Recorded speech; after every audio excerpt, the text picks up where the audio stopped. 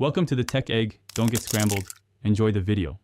You need the latest Instagram version and a phone that supports System Dark mode. Once you open the app, go to your profile and tap the three-line menu. From there, choose Settings quickly so you don't wander through menus. This puts you at the starting point to change appearance controls. If you rely on system-level dark mode, make sure you know where the phone toggles are because Instagram can follow those settings instead of an in-app switch. You'll now perform the core change. In Instagram settings, look for Theme, Appearance, or Display names vary by version.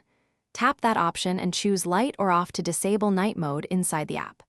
If Instagram lacks an in-app appearance control, switch to your phone's display settings and set the system to light. Instagram will usually follow. Make sure you exit back to the app so the new setting takes effect and observe the interface transition to confirm the change. Once done, close Instagram fully and reopen it to ensure the new appearance is applied. If the app still shows night mode, update Instagram or clear its cache. Outdated data can lock visuals. Also check your phone's night mode schedule or battery saver because those can override app settings. If problems persist, restart your device and try again. The single troubleshooting tip: if appearance won't change, toggle the System Dark mode schedule off. Then reopen.